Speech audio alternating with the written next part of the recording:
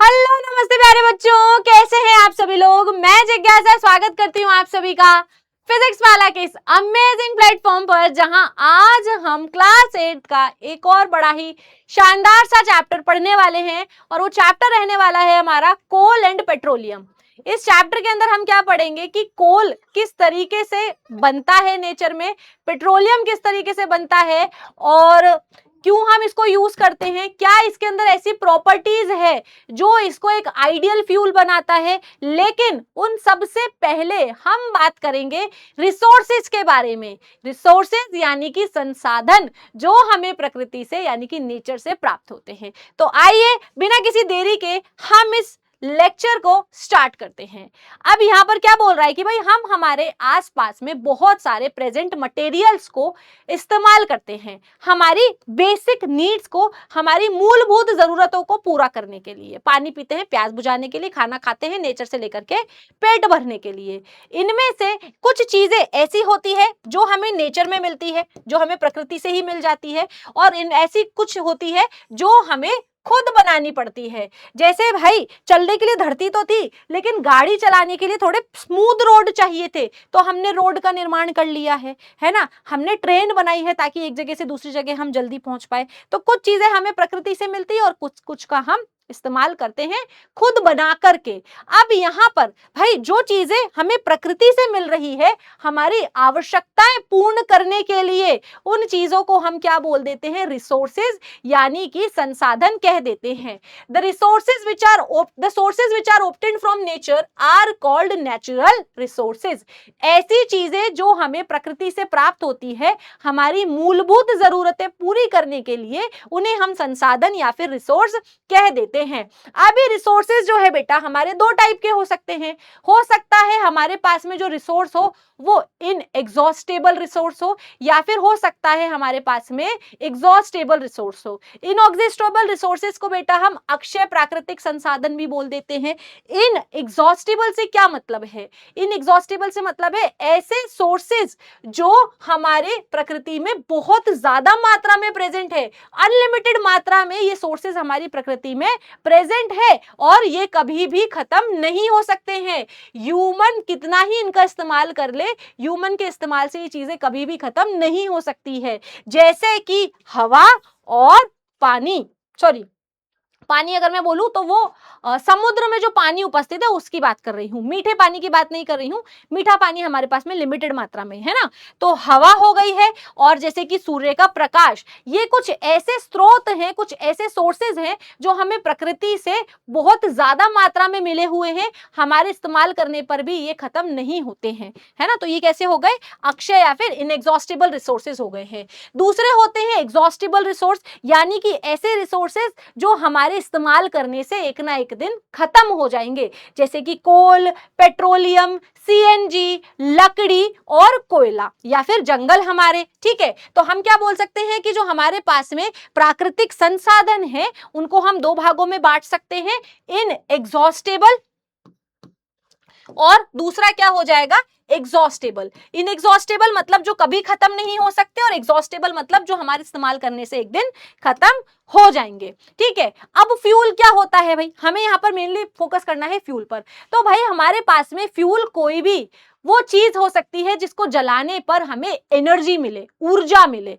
जैसे कि कागज को जलाते हो तो कागज को जलाने से ऊर्जा मिलती है, तो वो फ्यूल हो सकता है, लेकिन हम उसको ज्यादा इस्तेमाल नहीं करते हैं। क्यों, क्योंकि जल्दी जल जाता है और कम ऊर्जा उत्पन्न करता है। तो हर वो चीज जो जलने पर एनर्जी उत्पन्न करेगी, ऊर्जा उत्पन्न करेगी और बहुत ज्यादा हानिकारक गैसेज नहीं छोड़ेगी, बहुत ज्यादा मात्रा में हानिकारक गैसेज नहीं छोड़ेगी, तो उस चीज को हम क्या बोल सकते हैं, फ्यूल बोल सकते हैं। फ्यूल को हिंदी में क्या बोलते हैं, ईंधन बोलते हैं। ये एक ऐसा पदार्थ होगा जो जलकर ऊर्जा उत्पन्न करता है और बड़ी मात्रा में हानिकारक गैसों को उत्सर्जित यानी कि उत्पन्न नहीं करेगा। अब फ्यूल्स जो है हमारे पास में नेचुरल फ्यूल्स भी हो सकते हैं और हमारे पास में डिराइव्ड यानी कि सेकेंडरी फ्यूल्स भी हो सकते हैं। अब फ्यूल जो है हमारे पास में नेचुरल स्टेट में भी हो सकता है, जैसे कि लकड़ी है, प्राकृतिक हमको डायरेक्ट नेचर से मिल रही है, प्राकृतिक फ्यूल है वो, है ना। और उसकी नेचुरल स्टेट में है कौन सा, सॉलिड यानी कि ठोस अवस्था में वो हमको मिल रहा है। अगर फ्यूल को हम थोड़ा सा प्रोसेस करते हैं, जैसे कि हम अगर बात करें पेट्रोल की, तो पेट्रोल हमें ऐसे नहीं मिलता है, हम समुद्र को खोद करके उसमें से गाढ़ा तरल लिक्विड जो है बाहर निकालते हैं, उसको बहुत ज्यादा उबालते हैं और उबालने पर उसमें से अलग अलग प्रकार के रसायन निकलते हैं। तो यहां पर जो समुद्र से हमें गाढ़ा लिक्विड मिल रहा है उसको हम पेट्रोलियम बोल रहे हैं। तो पेट्रोलियम को गर्म करने पर बार बार हमें पेट्रोल की प्राप्त होती है। तो यहां पर अगर हम नेचुरल सोर्सेस को, प्राकृतिक स्रोतों में थोड़े से बदलाव करके अगर हमसे स्रोत बना रहे हैं तो वो हमारा डिराइव्ड स्रोत कहलाता है और वो प्रोसेस्ड स्रोत भी कहलाता है। ठीक है, ईंधन जो है प्राकृतिक, अगर हम डायरेक्ट नेचर से यूज कर रहे हैं, लकड़ी लेकर के डायरेक्ट जला दी मैंने, तो मेरा प्राकृतिक यानी कि प्राथमिक रिसोर्स हो गया है। और व्युत्पन्न द्वितीयक रिसोर्स क्या होगा, इसके अंदर प्रकृति से मिलने वाले स्रोत को मैं थोड़ा सा मॉडिफाई करूंगी गर्म करके या फिर किसी भी दूसरे केमिकल मेथड से, और फिर उसको इस्तेमाल करूंगी ताकि मेरे को ज्यादा एनर्जी या फिर ऊर्जा मिल सके उसके लिए। अब फ्यूल्स जो है दो तरीके के हो सकते हैं, प्राइमरी और नेचुरल फ्यूल्स या फिर सेकेंडरी डिराइव्ड फ्यूल्स। इनको हम या तो गर्म करके या फिर किसी भी केमिकल एक्टिविटी से, रसायन विधि से बेटर करते हैं। अब कैलोरीफिक वैल्यू क्या होता है भाई, किसी भी ईंधन को आप जलाते हो, है ना, कागज को जला रहे हो, कोयले को जला रहे हो, लकड़ी को जला रहे हो, हाइड्रोजन को जला रहे हो, किसी भी चीज को आप जला रहे हो तो बहुत ज्यादा मात्रा में एनर्जी बन रही है। एनर्जी किस रूप में बन रही है मैम, आग जल रही है, तो आग भी तो एनर्जी का एक फॉर्म ही होता है, ऊर्जा का एक रूप ही तो होता है बेटा। तो यहां पर जब आप किसी भी फ्यूल को जलाते हो तो फ्यूल को जलाने से जो आग निकलती है या फिर जो ऊर्जा निकलती है, ऊष्मीय ऊर्जा, हीट एनर्जी जो निकल रही है, उस एनर्जी की वैल्यू को मैं कैलोरीफिक वैल्यू बोल रही हूं। ठीक है, तो कैलोरीफिक वैल्यू क्या होता है कि किसी भी फ्यूल को जलाने पर जितनी अमाउंट में हीट निकल रही है, जितनी मात्रा में ऊष्मा उत्पन्न हो रही है, वो उसकी कैलोरीफिक वैल्यू है। ठीक है, अब लिक्विड और गैसियस फ्यूल्स जो होते हैं, volume of the fuel is considered, while for solid fuels mass of fuel is considered to find out the calorific value.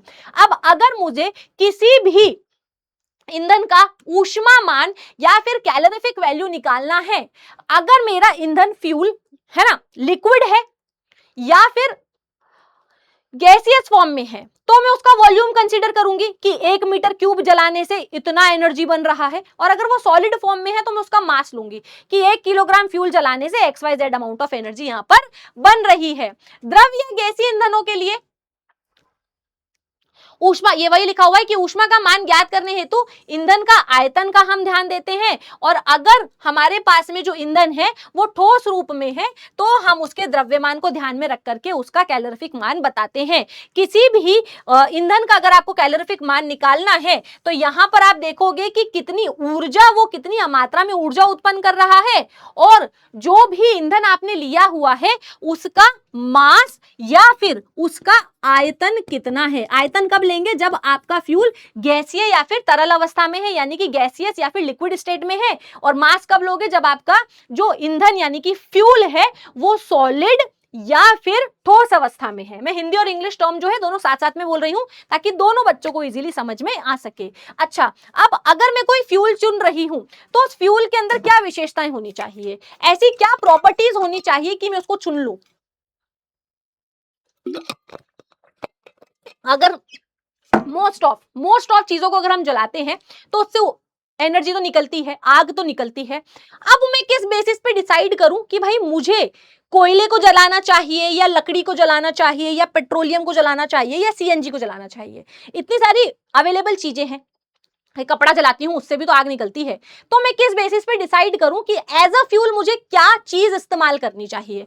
तो भाई जिस भी चीज को मैं एज अ फ्यूल इस्तेमाल कर रही हूं, ईंधन के रूप में इस्तेमाल कर रही हूं, सबसे पहले तो भाई उसका कैलोरीफिक मान हाई होना चाहिए, कैलोरी मान उसका उच्च होना चाहिए। मतलब अगर मैं उसको गर्म कर रही हूं, उसको जला रही हूं, तो उससे बहुत ज्यादा मात्रा में ऊष्मा निकलनी चाहिए। ये नहीं कि मैंने उसको जलाया और बहुत कम मात्रा में ऊष्मा निकल गई, रोटी नहीं पक पाई एक मेरी, तो फिर क्या सेंस है ना। उसको जलाने पर किसी भी प्रकार का वायु प्रदूषण नहीं होना चाहिए, कोई भी हार्मफुल गैसेस जो है वो उत्पन्न नहीं होने चाहिए। पता पड़े मैं तो इधर गाढ़ा तरल पेट्रोलियम जला रही हूँ, मस्त खाना पका रही हूँ और उस पेट्रोलियम के धुएं से बेचारा पीछे वाला खांस खांस के मर गया, है ना। तो हमारा ईंधन ऐसा होना चाहिए जिससे हानिकारक गैसेज यानी कि हार्मफुल गैसेज ना निकले, और सबसे जरूरी बात वो सस्ता होना चाहिए और आसपास में इजीली अवेलेबल भी होना चाहिए, हमारे आसपास में हमें आसानी से मिलना भी चाहिए। वो आसानी से जल जाए। अब देखो बेटा, अगर हम घर में गैस का इस्तेमाल करते हैं तो लाइटर से एक टिचिक मारा और गैस जल जाती है, लेकिन वही चूल्हे के अंदर अगर लकड़ी जलानी हो तो कितनी मशक्कत करनी पड़ती है लकड़ी को जलाने के लिए, बहुत घंटे लग जाते हैं लकड़ी को जलाने के लिए। तो इजीली हैंडल करने वाला होना चाहिए, फटाफट से जल जाए, फटाफट से बुझ जाए, ऐसा हमारे पास में ईंधन होना चाहिए, और उसको आसानी से आप रख भी सको और इधर से उधर ले जा भी सको, इस प्रकार का होना चाहिए। दूसरा क्या आ गया है कि इसका मॉडरेट इग्निशन टेम्परेचर होना चाहिए। इग्निशन टेम्परेचर या फिर तापमान माध्यम का क्या मतलब होता है कि वो टेम्परेचर, सिंपल भाषा में लिख रही हूं, वो टेम्परेचर जिस पर फ्यूल या फिर जिसको हम लिख सकते हैं ईंधन, जिस पर फ्यूल या ईंधन आग पकड़ ले। इसको आप ऐसे समझ सकते हो कि अगर मैं एक पेपर को जलाती हूं तो एक माचिस की तीली जलाई, पेपर को दिखाई और पेपर जलना चालू हो जाता है। लेकिन उसी तरफ अगर मैं एक माचिस की तीली जला करके लकड़ी को जलाने की कोशिश करूं तो वो नहीं जल पाएगी, है ना। तो हम क्या बोल सकते हैं, जो चीजें जल्दी आग पकड़ लेती है उनका इग्निशन टेम्परेचर या फिर प्रज्वलन ताप जो है वो कम होता है, और जो चीजें बहुत ज्यादा आग देने पर भी, जो बहुत ज्यादा ऊष्मा देने पर भी आग नहीं पकड़ती है, उनका प्रज्वलन ताप यानी कि इग्निशन टेम्परेचर बहुत ज्यादा होता है। तो हमें ऐसा कोई फ्यूल चाहिए जो ना तो बहुत ज्यादा जल्दी आग पकड़े, ना बहुत ज्यादा देर तक हमें आग जलाने में उसमें हमें टाइम लग जाए, बस थोड़ा सा मतलब ऐसा मीडियम होना चाहिए, ताकि हमारे भाई ऐसा पता पड़े मैंने हाइड्रोजन गैस ला करके रख दी, थोड़ा सा प्रेशर बढ़ाओ, बूम ब्लास्ट सब साफ, तो ऐसा भी नहीं होना चाहिए, है ना। तो हमें कुछ एक ऐसा फ्यूल चाहिए जिसका प्रज्वलन ताप यानी कि इग्निशन टेम्परेचर ठीक ठीक हो, बहुत जल्दी भी आग ना पकड़े और ऐसा भी नहीं हो कि बहुत देर तक मैं गर्म कर रही हूँ और आग ही ना पकड़ रहा हो, खाना पकाने में देर हो जाएगी, मेहमान आके चले जाएंगे हमारे यहाँ पर, ठीक है। और इसका जो है it should have moderate rate of combustion, इसमें दहन की मध्यम दर होनी चाहिए। मतलब जब वो जल रहा है ना, जब वो जल रहा है तो ऐसा नहीं है कि जल करके एक बार में खत्म हो जाए, जैसे पेपर कितनी जल्दी जल करके पूरा खत्म हो जाता है, 5 सेकंड के अंदर आपका पूरा पेपर जल जाएगा। तो हम क्या बोलेंगे, उसका जो दहन रेट है, कंबशन रेट जो है, दहन की जो दर है वो बहुत ज्यादा है। लकड़ी को देखो धीरे धीरे जलती है, तो उसकी दहन की रेट क्या है, कंबशन की रेट क्या है, वो कम है। तो हम चाहते हैं कि इग्निशन टेम्परेचर तो मॉडरेट हो और उसका जो दहन का दर है, जलने की जो दर है उसकी, वो धीमे धीमे जले, जल्दी से फ्यूल जल करके हमारा खत्म ना हो जाए, है ना, ठीक है। अब एग्जॉस्टेबल नेचुरल रिसोर्सेज कौन कौन से होते हैं भाई, एग्जॉस्टेबल नेचुरल रिसोर्सेज के एग्जांपल्स क्या हो जाएंगे, कोल आ गया है, पेट्रोलियम आ गया है, नेचुरल गैस आ गया है।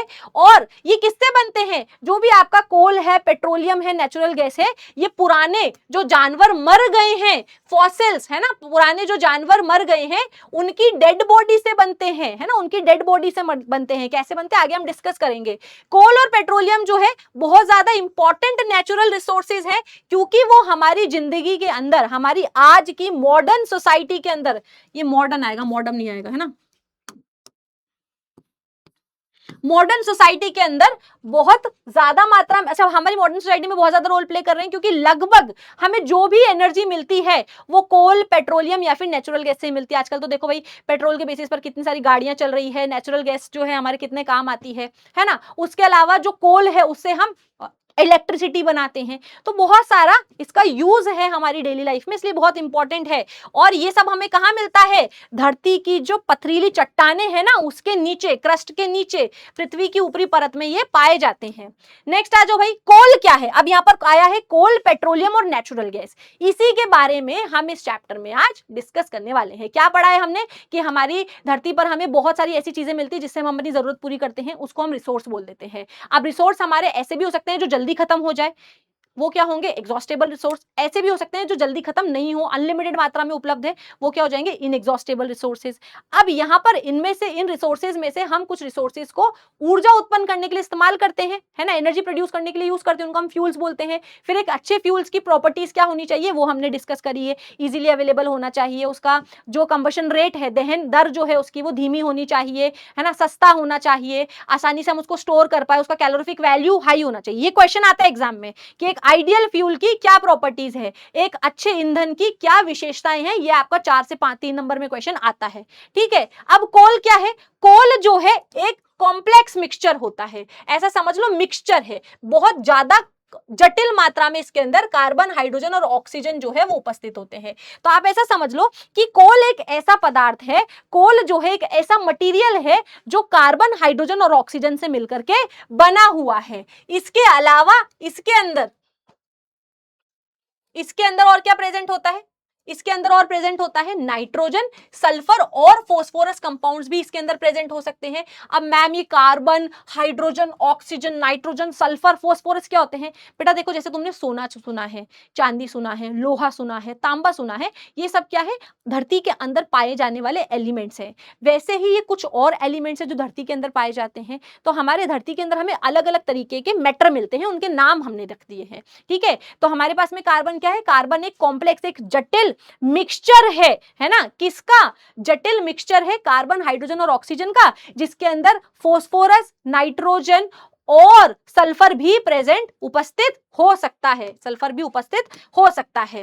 अब भाई कोल बनता कैसे है? तो इसकी बहुत इंटरेस्टिंग स्टोरी है। ये माना जाता है कि मिलियंस ऑफ ईयर्स पहले जो नीचे वाली धरती है हमारी, मतलब जो आपको आज आप जिस धरती पे खड़े हो वो आपके लिए ऊपरी सतह है, लेकिन धरती की जो निचली सतह है ना, ऐसे लेयर्स होती है, अर्थ की बहुत सारी लेयर्स होती है। आज आप यहाँ खड़े हो, लेकिन जो लेयर नीचे चली गई है टाइम के साथ में, ऐसे नीचे चली गई है, ये जो लेयर है ये पहले ऊपर की तरफ थी।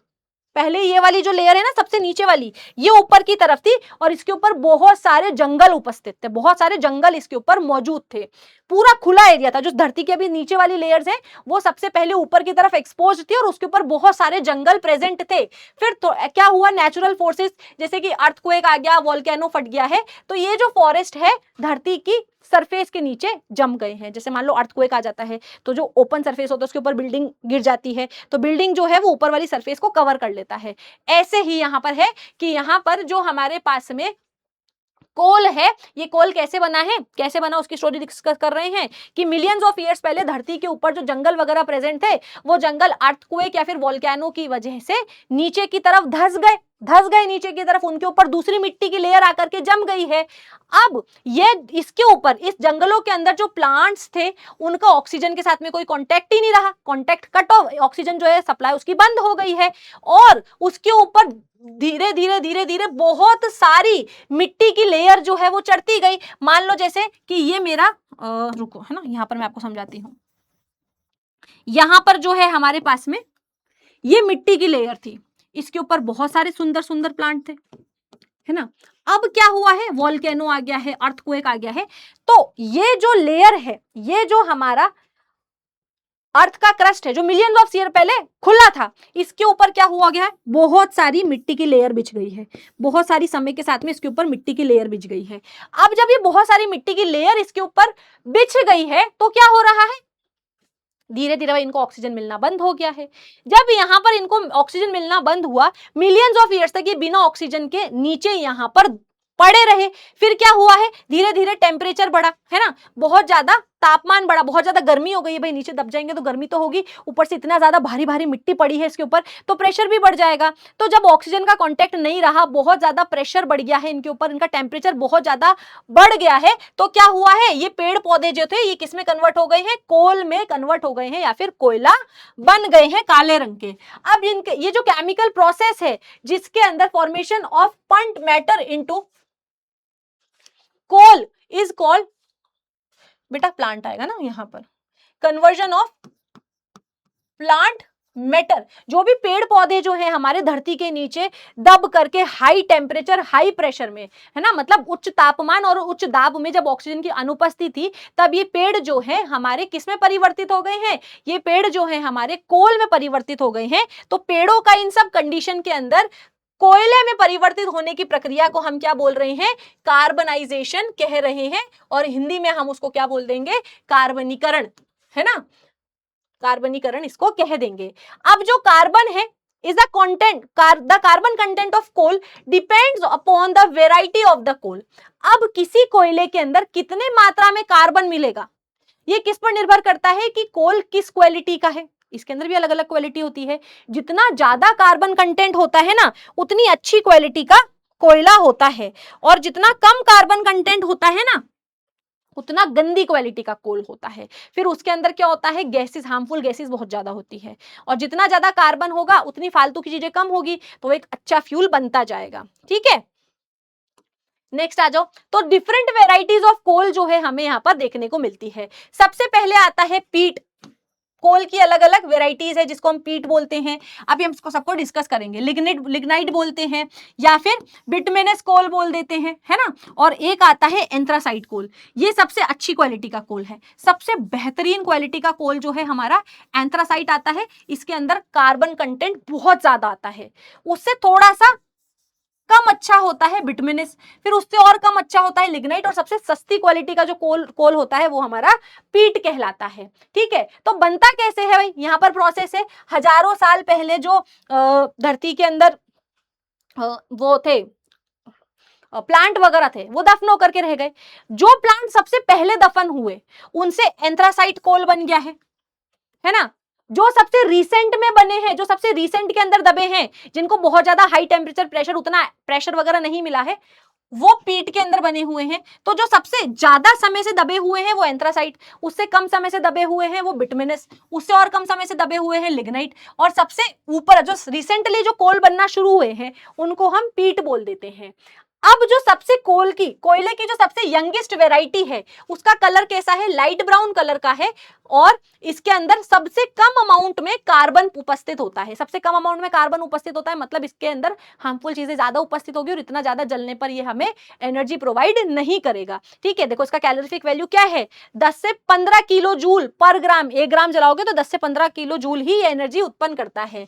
इसको हम सॉफ्ट कोल भी कह देते हैं। लिग्नाइट जो है, अच्छा वो किसकी बात हो रही थी, वो पीट की बात हो रही थी, ऊपर हेडिंग डली हुई है जिसके बारे में बात कर रहे हो। ठीक है, फिर आता है इससे थोड़ा बेटर लिग्नाइट। लिग्नाइट जो है इसको सॉफ्ट कोल भी बोलते हैं। इसका कलर भी कैसा है भाई, ये ब्राउन कलर का होता है, भूरे रंग का होता है, लेकिन पीट की तुलना में इसमें ज्यादा अमाउंट में कार्बन जो है उपस्थित होता है, कार्बन के उसके पीट के कंपैरिजन में। और इसका जो ज्वलन ताप है, इसका जो कैलोरी मान है वो कितना है, 15 से 20 किलो जूल प्रति ग्राम है, यानी कि पीट से ज्यादा एनर्जी देता है पर ग्राम अगर हम इसको जलाए तो। उससे बेटर क्या आता है, बिटुमिनस आता है। बिटुमिनस क्या देखते हैं भाई, जनरली जो हाउस होल्ड कोल है, हमारे घर के अंदर जो कोयला जलाने के लिए आता है, अभी आपने तो शायद ही देखा, क्योंकि आप लोग जो है हीटर वगैरह जलाते हो।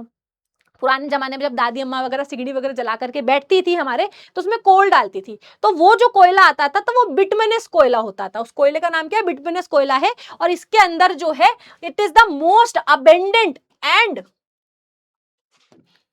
it is most abundant and is compact, black, contains more carbon and produces more heat than peat and lignite। इसके अंदर सबसे ज्यादा मात्रा में, यह सबसे प्रचुर मात्रा में पाए जाने वाला कोयला है। मतलब नेचर के अंदर अगर आपको कोई कोयला, मतलब चारों में से अगर आप देखो, 4 वैरायटी में से आपको नेचर में सबसे ज्यादा अमाउंट में कौन सा कोयला मिलता है, तो वो बिटुमिनस कोल होता है। बिटुमिनस कोल जो है आपको नेचर में सबसे ज्यादा अमाउंट में मिलता है, और ये बहुत ज्यादा सघन, मतलब थोड़ा भारीपन रहता है इसके अंदर उन दोनों के कंपैरिजन में। ये ब्लैक कलर का होता है, उसके अलावा ये जलने पर उन दोनों से ज्यादा एनर्जी प्रोड्यूस करता है। इसका कैलोरीफिक वैल्यू कितना है, 30 to 35 kg पर ग्राम, उन दोनों से काफी ज्यादा है।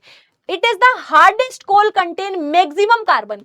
अब एंथ्रासाइट क्या है, एंथ्रासाइट सबसे बेस्ट क्वालिटी का कोल जो है ये कहलाया जाता है, क्योंकि इसके अंदर सबसे ज्यादा अमाउंट में कार्बन प्रेजेंट होता है। It burns with difficulty due to presence of very low volatile matter। volatile matter क्या होता है बेटा, ये जो कोयला है ना, ये भले ही सॉलिड फॉर्म में है, लेकिन इसके अंदर थोड़ी है ना हल्की फुल्की दूसरी गैसेस प्रेजेंट होती है। उन गैसेस को ही हम वोलेटाइल सब्सटेंस बोलते हैं।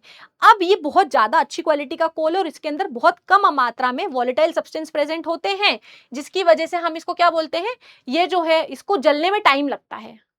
जो हमारा बिटुमिनस कोल है वो थोड़ा जल्दी जल जाता है, क्योंकि इसके अंदर वोलेटाइल सब्सटेंस ज्यादा होता है। इसके अंदर वोलेटाइल सब्सटेंस जो है बहुत कम मात्रा में होता है, वाष्पशील पदार्थ इसमें बहुत कम मात्रा में होते हैं, तो ये जल्दी से आग नहीं पकड़ता है। Therefore it is not use for house hold purpose, इसलिए हम इसको हमारे घर में इस्तेमाल नहीं करते हैं, बिटुमिनस वाला इस्तेमाल करते हैं। और ये ज्यादातर कहाँ इस्तेमाल होता है, इंडस्ट्रीज यानी कि औद्योगिकरण के अंदर इस्तेमाल होता है। और इसका कैलोरीफिक वैल्यू क्या है, 28 से 30 किलो जूल जो है इसका कैलोरीफिक वैल्यू रहता है। बनता कैसे है भाई, तो भाई सबसे पुराना वाला जो कोल होगा, सबसे पुराने समय में जो पेड़ पौधे दब के मर गए उनसे एंथ्रासाइट, उससे नए वाले जो पेड़ होंगे उससे बिटुमिनस, उससे नए वाले से लिग्नाइट, और उससे नए वाले से पीट नाम का जो कोल है हमारा वो बनता है। डिस्ट्रक्टिव डिस्टिलेशन ऑफ कोल, कोयले के विनाशकारी आसवन। The process of heating coal in the absence of air is called destructive distillation. अगर हम कोयले को बिना ऑक्सीजन की उपस्थिति में, है ना, बिना ऑक्सीजन के जलाते हैं तो इसको हम क्या बोलते हैं, डिस्ट्रक्टिव डिस्टिलेशन या फिर विनाशकारी आसन बोलते हैं। क्योंकि कोल के अंदर कार्बन कंटेंट होता है, अगर हम इसको ऑक्सीजन की उपस्थिति में जलाएंगे तब तो ये कार्बन डाइऑक्साइड बना देगा, लेकिन अगर हम इसको ऑक्सीजन की अनुपस्थिति में जलाते हैं तो इसमें से बहुत सारे हार्मफुल तत्व निकलते हैं। जैसे कि कोल के अंदर बहुत सारे एलिमेंट उपस्थित है, कार्बन, हाइड्रोजन, ऑक्सीजन, नाइट्रोजन और सल्फर। जब कोयलों को हम गर्म करते हैं हवा की अनुपस्थिति में, ऑक्सीजन की अनुपस्थिति में, तो इसके अंदर से सारी की सारी चीजें हमें मिल जाती हैं। अगर आपको कार्बन डाइऑक्साइड बनाना है तो उसको ऑक्सीजन की प्रेजेंस में जलाओ, लेकिन आप चाहते हो कि कोयले के अंदर जो भी चीजें प्रेजेंट है हम वो बाहर निकाल दें, तो आपको उसको ऑक्सीजन की अनुपस्थिति में या फिर एब्सेंस में जलाना होता है। तो ये सारी की सारी चीजें जो हैं हमें इससे मिल जाती है।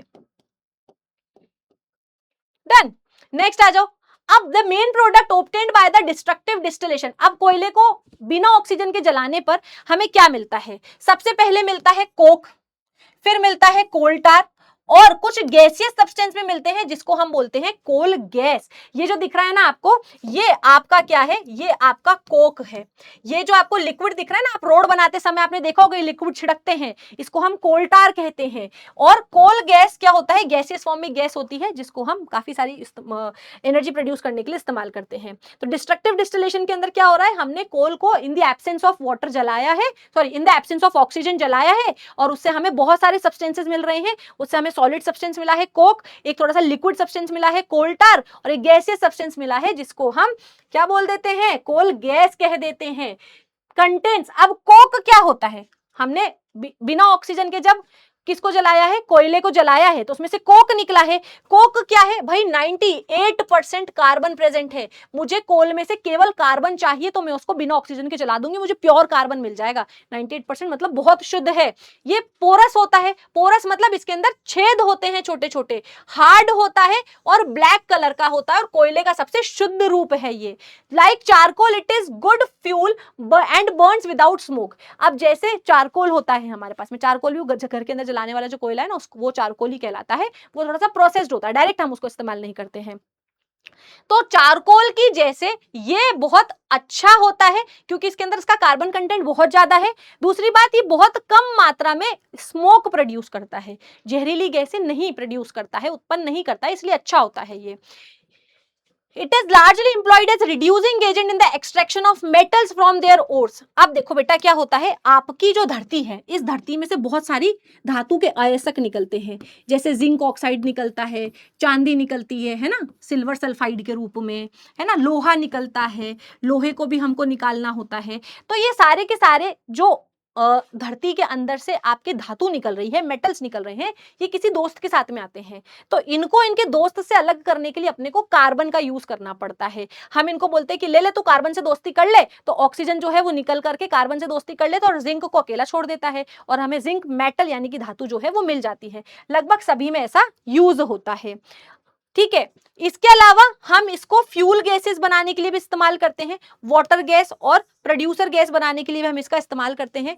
जल गैस बनाने के लिए, मतलब गैसेस फॉर्म में कन्वर्ट करने के लिए, गर्म करके गैसेस फॉर्म में किसी भी चीज को कन्वर्ट करने के लिए हम इसका इस्तेमाल कर रहे हैं। फिर आता है कोल टार। कोल टार क्या है, मिक्सचर होता है कार्बन कंपाउंड का। ये थोड़ा सा गाढ़ा काला लिक्विड होता है जिसकी स्मेल बहुत गंदी होती है। अक्सर रोड बनते समय तो जो स्मेल आती है वो कोल टार की होती है। फ्रैक्शनल डिस्टिलेशन के द्वारा कोल टार को से हम बहुत सारे सब्सटेंसेस निकाल सकते हैं। फ्रैक्शनल डिस्टिलेशन क्या होता है, फ्रैक्शनल डिस्टिलेशन का मतलब है किसी भी दिए गए लिक्विड या फिर तरल को अलग अलग टेम्परेचर पर गर्म करना और उसमें से अलग अलग प्रोडक्ट्स को निकाल लेना। क्योंकि हर प्रोडक्ट का बॉइलिंग पॉइंट यानी कि जो उसका क्वथनांक है वो अलग अलग होता है। जैसे पानी जो है 100 डिग्री सेल्सियस पर उबलता है, अल्कोहल जो है 71 से 72 डिग्री सेल्सियस पर, मतलब केल्विन जो है इसका वो रहता है क्वथनांक गलनांक रहता है, तो ऐसे ही हर लिक्विड जो है अलग अलग टेम्परेचर पर उबलता है। कोल के अंदर बहुत सारे लिक्विड है, उन सभी लिक्विड को बाहर निकालने के लिए हम कोल को अलग अलग टेम्परेचर पर गर्म करते हैं। हर टेम्परेचर पर एक पर्टिकुलर टाइप का जो लिक्विड है वो गैस बन के बाहर आ जाता है, उसको ठंडा करके वापस हम लिक्विड में कन्वर्ट कर लेते हैं।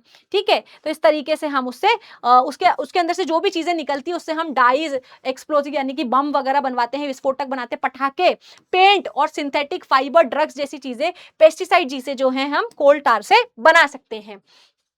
कोल टार एक लिक्विड है। सम ऑफ दीज केमिकल सब्सटेंस, अब कोल टार में से निकलने वाले कौन क्या क्या निकल सकता है कोल टार में से? बेंजीन निकल सकता है, टोलुइन निकल सकता है, फिनॉल निकल सकता है, एनिलीन निकल सकता है, नेफ्थलीन बॉल, आपके घर के अंदर मम्मी सफेद सफेद बॉल रखती है ना कपड़ों के अंदर ताकि कीड़े ना लगे, वो नेफ्थलीन बॉल्स ही होती हैं, है ना। उन सब का, इनमें से ये बेटा, ये सब अलग अलग तरीके के केमिकल है, नाम पढ़ के घबराना मत, आप बड़ी क्लास में आओगे ना तो आप पढ़ोगे इनके बारे में डिटेल में। ये सब अलग अलग प्रकार के केमिकल्स हैं जो कोल टार को गर्म करने से निकलते हैं।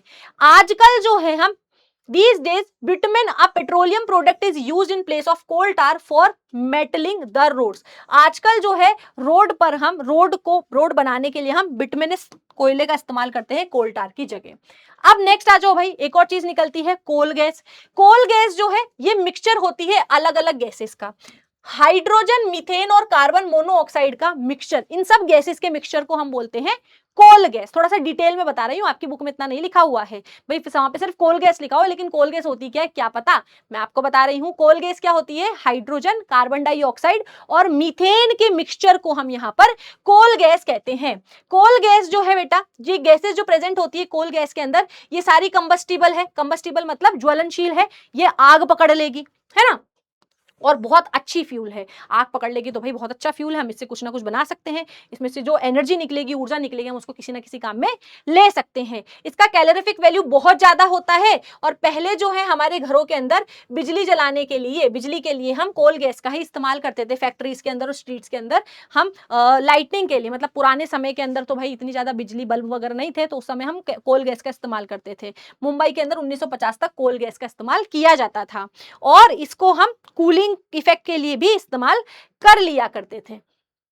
पेट्रोलियम क्या है भाई? जैसे पेड़ पौधे धरती के नीचे दब करके हार्ड ब्लैक कलर का पदार्थ बन गए हैं जिसको हम कोल बोल रहे हैं, ऐसे ही समुद्र में रहने वाले जीव जब समुद्र की मिट्टी में बहुत समय तक बहुत ज्यादा प्रेशर और टेम्परेचर में दबे रह गए हैं, तो वो समुद्र के जीव एक गाढ़े लिक्विड में कन्वर्ट हो गए हैं जिसको हम पेट्रोलियम बोलते हैं। तो पेट्रोलियम क्या है? डार्क ब्राउन से ग्रीन कलर का एक भारी सा गाढ़ा सा लिक्विड होता है जो मृत जीवों का बना हुआ है, मतलब उनकी डेड बॉडी ही है आपके हाथ में बेसिकली, है ना। इसकी बहुत अजीब सी और गंदी सी स्ट्रॉन्ग सी स्मेल होती है क्योंकि इसके अंदर बहुत सारा सल्फर होता है, ठीक है ना, अजीब सी तीखी सी गंध होती है इसकी। इसको हम क्रूड ऑयल के नाम से भी जाना जाता है। आपने सुना होगा कि क्रूड ऑयल की शिप आ रही थी, उसके ऊपर अटैक करवा दिया किसी देश ने, है ना। भाई सब लड़ाई तो पावर की है ना, और ऑयल जिसके पास में आ जाता है उसके पास एनर्जी बन जाती है, डेवलपमेंट आ जाता है, जिसके पास में डेवलपमेंट उसके पास में पावर, इसलिए लोग एक दूसरे को पावरफुल होने से रोकना चाहते हैं। तो जो किसी भी नेशन की, किसी भी देश की जो अर्थव्यवस्था है वो उस पर निर्भर करती है कि उस देश के पास में कितना पेट्रोलियम है ना। जैसे अरब देशों बहुत अमीर हो गए हैं बहुत कम समय में, क्यों? क्योंकि उनके पास में क्रूड ऑयल है, इसीलिए क्रूड ऑयल बेचते हैं और हबीबी वल्ला वल्ला अमीर होते जाते हैं वो लोग। इसीलिए हम क्रूड ऑयल को ब्लैक गोल्ड भी कहते हैं। द नेम, इसका जो नेम है ब्लैक, लैटिन शब्द से आया है पेट्रा से। पेट्रा का मतलब होता है रॉक और ओलियम का मतलब होता है ऑयल। तो चट्टानों से बनने वाले तेल को हम पेट्रोलियम बोल रहे हैं, रॉक ऑयल बोल रहे हैं, लेकिन ये होता क्या है? समुद्र के अंदर जो मरे हुए जीव होते हैं उनकी डेड बॉडी ब्लैक लिक्विड में कन्वर्ट हो जा रही है, dark green black brown liquid में कन्वर्ट होती जा रही है, जिसको हम पेट्रोलियम कह रहे हैं। नेक्स्ट, पेट्रोलियम बहुत कॉम्प्लेक्स मिक्सचर है। कॉम्प्लेक्स मतलब क्या है मैम? कॉम्प्लेक्स मतलब जिसमें बहुत सारी चीजें मिक्स हो, जैसे नींबू पानी बनाते हो, शक्कर, नींबू और नमक डाल करके बन गया है, ठीक है। सब्जी बनाने के लिए कितनी सारी चीजें डालनी पड़ती है भाई, याद भी नहीं होती हमें तो, है ना। तो बहुत सारी चीजों के मिक्सचर को हम कॉम्प्लेक्स मिक्सचर बोलते हैं। इसके अंदर बहुत सारी सॉलिड चीजें भी है, लिक्विड चीजें भी, और कुछ हाइड्रोकार्बन भी है, कुछ हाइड्रोकार्बन भी है ना, सम हाइड्रोकार्बन इसके अंदर प्रेजेंट है, कुछ सॉल्ट वाटर है, और कुछ अर्दी पार्टिकल्स, मिट्टी के टुकड़े वगैरह भी इसके अंदर प्रेजेंट रहते हैं जो इसके अंदर फंसे रह जाते हैं। क्यों? क्योंकि भाई भाई समुद्र है, उसकी लेयर है। मिट्टी है, बहुत समय तक दबी रही तो चट्टान में परिवर्तित हो गई, कन्वर्ट हो गई है। फॉसिल उसके बीच में दबा रहा, उसके ऊपर जो मिट्टी की लेयर बनी, धीरे धीरे धीरे मिट्टी के पार्टिकल्स पास आकर के चट्टान बन गई है। तो इन चट्टानों के बीच में बहुत सारी चीजें दूसरी फंसी रह जाती है, तो पेट्रोलियम के साथ में वो चीजें भी आ जाएंगी। ये माना जाता है कि पेट्रोलियम जो है वो एनारोबिक डिकम्पोजिशन से बनता है। अरे बाप रे, एनारोबिक डिकम्पोजिशन, इतनी भारी टर्म। मैम हिंदी में क्या बोलेंगे? हिंदी में हम बोलेंगे अवायवीय अपघटन। क्या मतलब होता है? एनारोबिक या फिर अवायवीय का क्या मतलब होता है? विदाउट ऑक्सीजन, ऑक्सीजन के बिना। भाई समुद्र के अंदर चट्टानों के बीच में, मिट्टी के बीच में ऑक्सीजन कहां से आएगी? दम घुट के मर गए वो, है ना। बिना ऑक्सीजन के छोटे छोटे टुकड़ों में टूट गई है ये चीजें, जो भी जीव था। अपघटन या फिर डिकम्पोजिशन का क्या मतलब है? छोटे फॉर्म में टूटना, बिना ऑक्सीजन के छोटे छोटे फॉर्म में टूटने की वजह से ये पेट्रोलियम जो है बना है। देखो बताया ना, ओशन के नीचे दबा रह जाता है, फिर बनता है ये। यहां पर देखो जीव थे, ये जीव जो है समुद्र सूखा, ये जो जीव है मर गए, इनके ऊपर क्या हुआ है? लेयर जम गई है, और धीरे धीरे ये जो जीव है किसमें कन्वर्ट हो गए हैं? फॉसिल फ्यूल्स में कन्वर्ट हो गए हैं। आग नहीं लगी होती भाई, यहाँ पर आग नहीं होती है ना, आग नहीं होती यहाँ पे। और फिर जब ये कन्वर्ट हो जाते हैं, ये जीव, जब ये देखो जीव दिख रहा है ना, ये जीव जब फॉसिल्स के अंदर कन्वर्ट हो जाते हैं तो हम समुद्र के अंदर से ड्रिलिंग करके यहाँ से ऑयल और गैस निकाल लेते हैं। ठीक है भाई, केमिकल रिएक्शन हो रही तो वहां पर गैस भी बनती है, नेचुरल गैस भी बनती है, वो भी बाहर निकाल लेते हैं। अब पेट्रोलियम जो है ठीक ठाक डेप्थ में, बहुत ज्यादा समुद्र की गहराई में भी नहीं और बहुत ऊपर भी नहीं, बीच बीच की कुछ गहराई के अंदर जो समुद्र के अंदर हमें पेट्रोलियम है वो मिल जाता है। आधा किलोमीटर से 200 मीटर तक की दूरी पर हमको पेट्रोलियम जो है वो मिल जाता है। और ये दो लेयर्स के बीच में मिलेगा हमेशा। इम्प्रीवियस रॉक मतलब दो एकदम चट्टानें जो एकदम आपस में फंसी हुई है, जिससे कोई चीज बाहर नहीं निकल सकती, वहां पर ही हमेशा हमको मिलता है। पेट्रोलियम हल्का होता है पानी से, इसीलिए ये पानी के ऊपर फ्लोट करता है। इसके पेट्रोलियम के साथ में हमेशा नेचुरल गैस भी मिलती है ना। पेट्रोलियम के ऊपर हमेशा आपको नेचुरल गैस मिलेगी, और गैस जो है वो तो पेट्रोलियम से भी हल्की है, इसलिए हमेशा उसके ऊपर आपको नेचुरल गैस मिलती है। और ये चट्टानों के अंदर दबी रहती है। जैसे ही चट्टान में छेद होता है तो सबसे पहले वहां से नेचुरल गैस बाहर आती है, और उसके बाद में पेट्रोलियम जो है वहां से बाहर आने लगता है। यहाँ पर वही लिखा हुआ है जो मैंने आपको बोला है। खड्डा खोदते हैं, पहले नेचुरल गैस बाहर आएगी और फिर पेट्रोलियम वहां से बाहर आने लगता है। पेट्रोलियम के अंदर बहुत सारे हाइड्रोकार्बन होते हैं, ये मैं आपको ऑलरेडी पढ़ा चुकी हूँ, है ना। और इसके अंदर जो बहुत सारी चीजें प्रेजेंट है, सॉल्ट, वाटर और जो भी चीजें इसके अंदर प्रेजेंट है, उनसे हम बहुत सारे अलग अलग तरीके के फ्यूल बना सकते हैं, बहुत सारे अलग अलग प्रकार के मटेरियल बना सकते हैं, और उनको अलग अलग कामों में हम इस्तेमाल कर सकते हैं। द प्रोसेस ऑफ सेपरेटिंग, अब पेट्रोलियम के अंदर जो भी अलग अलग तरीके के कंपोनेंट्स है, जो भी अलग अलग तरीके की चीजें उसके अंदर, जैसे केरोसिन हो गया है, पेट्रोल हो गया है, डीजल हो गया, ये सब पेट्रोलियम से उस गाढ़े तरल से ही निकलता है, सब कुछ उसी से निकल करके आ रहा है। तो वो सारी चीजें पेट्रोलियम में से निकालने के प्रोसेस को हम क्या बोलते हैं? Refining of petroleum.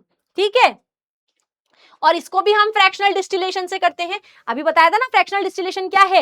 एक ही लिक्विड को अलग अलग टेम्परेचर पर उबाल करके उसमें प्रेजेंट डिफरेंट डिफरेंट लिक्विड्स को निकाल लेना। जैसे मैंने बोला पेट्रोलियम में डीजल, केरोसिन, है ना, वैक्स भी होता है, पैराफिन वैक्स भी होता है। तो इन सब चीजों को अलग अलग बॉइलिंग पॉइंट पर हम गर्म करते हैं। पूरे पेट्रोलियम को अलग अलग बॉइलिंग पॉइंट पर गर्म करेंगे, किसी एक स्पेसिफिक बॉइलिंग पॉइंट पर डीजल बाहर निकल करके आ जाएगा, फिर पेट्रोल बाहर निकल करके आ जाएगा, फिर केरोसिन निकल करके आ जाएगा। तो इसको हम फ्रैक्शनल डिस्टिलेशन बोलते हैं। इसके बारे में आप डेप्थ में हायर क्लासेस के अंदर पढ़ते हैं। ठीक है, नेक्स्ट क्या है? फ्रैक्शनल डिस्टिलेशन के अंदर क्रूड पेट्रोलियम, जो काला लिक्विड हमारा समुद्र में से निकल रहा है, उसको हम 400 डिग्री सेल्सियस तक गर्म करते हैं एक भट्टी के अंदर। पेट्रोलियम प्रोडक्ट्स जो है हमारे लिए बहुत ज्यादा इस्तेमाल होते हैं। इसके अंदर ल्यूब्रिकेटिंग ऑयल निकलता है। ल्यूब्रिकेटिंग ऑयल मतलब किसी भी चीज को चिकनाहट प्रदान करने वाला। जैसे साइकिल की चेन के ऊपर हम ग्रीस लगाते हैं, तो वो ग्रीस हमारे बहुत काम आती है, क्योंकि उसकी वजह से हमारी साइकिल जो है वो स्मूथली चल पाती है। वेसलीन बनती है, जिसको हम डेली यूज में भी लेते हैं ना, सर्दियों के अंदर लगाते भी हैं। पैराफिन वैक्स मिलती है, और बहुत सारे पेट्रोलियम प्रोडक्ट जो है हमें कैंडल और पॉलिश बनाने के लिए, वैक्स पेपर और वाटर प्रूफिंग मटेरियल बनाने के लिए इस्तेमाल में आते हैं। कुछ बाई प्रोडक्ट जो है पेट्रोलियम के, वो हमारे मेडिसिन बनाने के लिए, बाम बनाने के लिए, ऑइंटमेंट जो दर्द की बाम होती है वो, और फेस क्रीम बनाने और कॉस्मेटिक बनाने के लिए भी हमारे ये काम आते हैं। ये इसको बोलते हैं फ्रैक्शनल डिस्टिलेशन। इसको 350 डिग्री सेल्सियस पर गर्म करूंगी तो जिसका बॉइलिंग पॉइंट सबसे ज्यादा है वो अलग आ जाएगा। 250 से 350 के बीच में गर्म किया तो लाइट ल्यूब्रिकेंट ऑयल मिल गए हैं। 300 से 350 के बीच में गर्म किया है तो डीजल निकल गया है ना। 100 से 180 पर गया है तो केरोसिन निकल गया है। तो ऐसे ही अलग अलग टेम्परेचर पर गर्म करके मैं से डिफरेंट डिफरेंट टाइप के लिक्विड्स निकाल लेती हूँ। एक और क्या मिलता है? पेट्रोलियम गैस के साथ में हमेशा नेचुरल गैस भी मिलती है। तो नेचुरल गैस जो है वो बहुत मिलियंस ऑफ ईयर्स बनती है जब पेट्रोलियम के साथ में ही बनेगी, पेट्रोलियम के साथ में ही नेचुरल गैस बनती है। जब बहुत छोटे छोटे माइक्रोस्कोपिक, बहुत छोटे छोटे बारीक बारीक सी प्लांट और एनिमल्स, ऐसे प्लांट और सी एनिमल्स जो नॉर्मल आई से नहीं दिखते, जिनको देखने के लिए माइक्रोस्कोप की जरूरत होती है, ऐसे प्लांट्स और एनिमल्स जब मर गए, है ना, और समुद्र के नीचे जो मिट्टी है, कीचड़ है, उसके अंदर जब एकदम फंस गए, तो उनके एनारोबिक डिकम्पोजिशन से, वहां पर ऑक्सीजन प्रेजेंट नहीं होने की वजह से वो टूट गए, विघटित हुए और उनसे नेचुरल गैस बन गई है। ठीक है, अब नेचुरल गैस के अंदर बेटा ये बहुत इंपॉर्टेंट क्वेश्चन है कि नेचुरल गैस के अंदर ज्यादातर प्रेजेंट क्या है, तो नेचुरल गैस के अंदर एक गैस उत्पन्न होती है। नेचुरल गैस क्या है? मीथेन, इथेन और प्रोपेन का और ब्यूटेन का मिक्सचर। अगर मैं बोल रही हूं नेचुरल गैस, तो ये कौन कौन सी गैस, ये एक मिक्सचर है। नेचुरल गैस जो है CH4, अरे यार CH4 नहीं, तुम घबरा जाओ, घबराओ मत, मेरी बात सुनो। मीथेन, इथेन, प्रोपेन और ब्यूटेन से मिलकर के बनी हुई एक गैस है। इन सबका मिक्सचर जो है ना, उसको हम नेचुरल गैस बोलते हैं। मैं मीथेन, इथेन, प्रोपेन, ब्यूटेन क्या होता है? कुछ नहीं, कार्बन और हाइड्रोजन से मिलकर के बने हुए केमिकल है। एक कार्बन और 4 हाइड्रोजन से मिलकर के गैस बनती है जिसको हम मीथेन बोलते हैं। 2 कार्बन और 6 हाइड्रोजन से मिलकर के गैस बनती है जिसको हम इथेन बोलते हैं। 3 कार्बन और 8 हाइड्रोजन से मिलकर के एक केमिकल बनता है जिसको हम प्रोपेन बोल देते हैं। ऐसे ही 4 कार्बन और 10 हाइड्रोजन से मिलकर के कंपाउंड बनता है जिसको हम ब्यूटेन बोल देते हैं। ठीक है, When natural gas is compressed at high pressure, जब नेचुरल गैस के ऊपर हम बहुत ज्यादा प्रेशर लगाते हैं, तो गैस पर प्रेशर लगाने से वो लिक्विड बन जाती है। जब हम नेचुरल गैस पर बहुत ज्यादा प्रेशर लगाते हैं तो इसको हम क्या बोल देते हैं? CNG, compressed natural gas. Compress कर दिया तो कंप्रेस्ड नेचुरल गैस, है ना। और सीएनजी को हम हमारे घर के अंदर भी इस्तेमाल, सीएनजी को हम पावर जनरेटर में इस्तेमाल करते हैं। घर पे तो हम एलपीजी इस्तेमाल करते हैं, है ना। सीएनजी जो है हम पावर जनरेट करने के लिए इस्तेमाल करते हैं और आजकल तो गाड़ियों में भी इस्तेमाल होती है भाई ये। ठीक है, it is now being used as fuel for transporting vehicles, गाड़ियों में इस्तेमाल होती है क्योंकि ये पॉल्यूशन कम करती है। और सीएनजी जो है हमारी, इसकी एडवांटेज ये है कि आप इसको डायरेक्ट इस्तेमाल कर सकते हो। आप इसको घर में डायरेक्ट जला करके एज अ फ्यूल भी इस्तेमाल कर सकते हो, फैक्ट्री में भी इसको सप्लाई कर सकते हो इजीली, और पाइप के थ्रू सप्लाई करके आप इसको इस्तेमाल कर सकते हैं फैक्ट्री के अंदर, घर के अंदर, ट्रांसपोर्टेशन के अंदर, जहां भी आप इसको इस्तेमाल करना चाहो वहां पर। क्यों? एनर्जी बनानी है बस, और कुछ नहीं। नेचुरल गैस जो है दो इम्परवियस रॉक क्या होती है भाई? इम्परवियस रॉक्स ऐसी होती है जिनके बीच में बिल्कुल स्पेस ना हो, एकदम फंस गई हो, है ना, एकदम फंसी हुई दो चट्टानों के बीच में हमारे को नेचुरल गैस जो है वो कुछ पेट्रोलियम के साथ में मिलती है। और कभी कभी ऐसा हो सकता है कि दो चट्टानों के बीच में केवल नेचुरल गैस ही प्रेजेंट है और वहां पर पेट्रोलियम हो भी ना, है ना। तो नेचुरल गैस है ये तो ठीक है, लेकिन जरूरी नहीं है कि नेचुरल गैस के साथ में हमेशा आपको पेट्रोलियम भी मिलेगा ही मिलेगा। अब नेचुरल गैस को हम एज अ फ्यूल इस्तेमाल कर सकते हैं क्योंकि इसका कैलोरीफिक वैल्यू बहुत ज्यादा है। इसको गर्म करके इसके साथ में केमिकली इसको तोड़ करके हम इसमें से कार्बन और हाइड्रोजन निकाल सकते हैं। हाइड्रोजन गैस को हम रॉकेट्स के अंदर एज अ फ्यूल इस्तेमाल करते हैं। गाड़ी पेट्रोल से चलती ना, जो हमारा रॉकेट है वो लिक्विड हाइड्रोजन से चलता है। ये माना जाता है कि बहुत सारे मरे हुए ऑर्गेनिजम्स को मिलियंस ऑफ ईयर लग गए हैं कोल, पेट्रोलियम और नेचुरल गैस बनने में। और यहां पर अगर हम चाहें कि भाई एक बार पेट्रोलियम खत्म हो गया तो मिलियंस ऑफ ईयर्स लग जाएंगे नया पेट्रोलियम बनने के लिए। इसलिए हम बोल रहे हैं कि जो कुछ सब्सटेंसेस हैं वो हमारी अर्थ पर लिमिटेड अमाउंट में प्रेजेंट है क्योंकि उनको बनने में बहुत टाइम लगता है, इसलिए वो हमारे इनएग्जॉस्टेबल है। और उसमें से हमारा कोल, नेचुरल गैस और पेट्रोलियम भी शामिल है।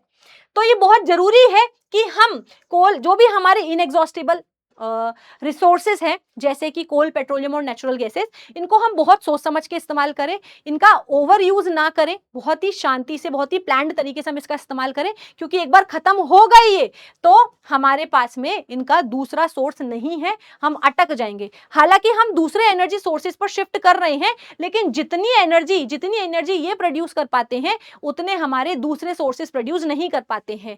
एनर्जी के लिए हम ऑल्टरनेटिव सोर्स मतलब दूसरी चीजों पर निर्भरता बढ़ा रहे हैं, लेकिन उसमें हमें अभी इतनी उपलब्धि शामिल नहीं हुई है। जैसे कि पहले जो है हम बिजली से, तारों से जो बिजली आती थी ना उसी से लाइट जलाते थे। आजकल हम सोलर एनर्जी पे शिफ्ट कर रहे हैं, लेकिन 100% हम शिफ्ट नहीं कर पाए हैं। क्यों? क्योंकि भाई महंगा है ना सोलर पैनल, है ना, इसलिए सब उसको यूज नहीं कर सकते हैं। इंडिया के अंदर पेट्रोलियम कन्वर्जेशन रिसर्च और एसोसिएशन जो है वो कुछ बातें हमें सिखाती है पेट्रोल और डीजल को बचाने के लिए। ड्राइविंग के दौरान आपको एक फिक्स स्पीड पर ड्राइविंग करनी होती है हमेशा, है ना, और बहुत ज्यादा हाई स्पीड और बहुत ज्यादा स्लो स्पीड पर जब आप ड्राइविंग करते हो तो फ्यूल जो है वो वेस्ट होता है। इसलिए बोला जाता है कि ड्राइविंग हमेशा 35 से 45 के बीच में ही करनी चाहिए, 35 से 50 के बीच में। इकोनॉमिक जो स्पीड है गाड़ी चलाने की वो 40 है, 40 किलोमीटर पर आवर। इससे आपका पेट्रोल जो है बहुत ठीक तरीके से बर्न होता है और बहुत अच्छी अमाउंट में एनर्जी भी प्रोड्यूस करता है। जब आप गाड़ी नहीं चला रहे हो, पेट्रोल भरा रहे हो या फिर सिग्नल पर खड़े हो तो अपना इंजन बंद कर दो। टायर का प्रेशर हमेशा चेक करो, अगर टायर के अंदर प्रेशर कम होगा तो ज्यादा एनर्जी लगेगी, ज्यादा पेट्रोल यूज होगा आपका, और आपका जो व्हीकल है उसको रेगुलर मेंटेनेंस के लिए आपको गराज में भेजते रहना चाहिए। एंड दैट्स इट बच्चों, इसी के साथ में आपका जो चैप्टर है वो पूरा हुआ है। अभी आपको क्या करना है, प्यारे प्यारे बच्चों जैसे, मेरे प्यारे बच्चों जैसे बुक रीड करके इंपॉर्टेंट लाइंस को बच्चों आप अंडरलाइन करोगे, है ना। प्यारे बच्चों हो ना, मेरे प्यारे प्यारे बच्चे हो, मैम की बात मानोगे और आपको क्या करना है, आपके पास में जो भी बुक है उस बुक को आप अंडरलाइन करोगे। जो भी बातें मैंने बोली है आपको वो उस बुक में देखने को मिलेगी, है ना, और आपको चीजें बहुत ज्यादा हद तक याद भी हो जाएगी। So that's it for today. आज के लिए इतना ही, इजाजत चाहूंगी मैं आपसे, मिलूंगी अगली क्लास में, तब तक के लिए पढ़ते रहेंगे, ख्याल रखेंगे अपना। Till then bye bye.